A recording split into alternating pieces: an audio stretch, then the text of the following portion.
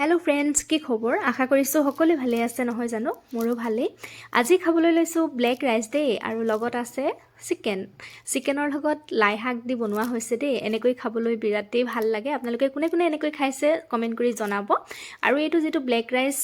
কৈছো এটো এটা আছে যে পিঠা যে বনাই তিল পিঠা বনাই আঠা থাকে যে সেই ব্ল্যাক ৰাইসটো নহয় দে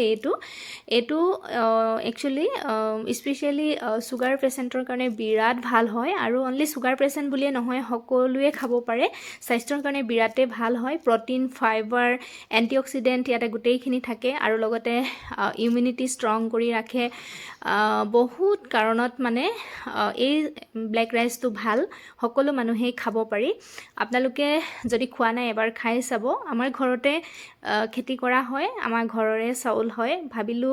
আপোনালোকৰ লগতো শেয়াৰ কৰো খাইছো যেতিয়া যিসকলে নাজানে ধৰক আপোনালোকেও জানক ব্ল্যাক ৰাইসৰ বিষয়ে আৰু আপোনালোকে গুগলত সাৰ্চ কৰি চাব ব্ল্যাক ৰাইসৰ বিষয়ে গোটেইখিনি কথা আপোনালোকে জানিব পাৰিব আৰু ব্ল্যাক ৰাইস খাবলৈ হলে আমাৰ ঘৰলৈ আহিব দেই তেন্তে খাই বৈ লওঁ ধুনীয়াকৈ বাই বাই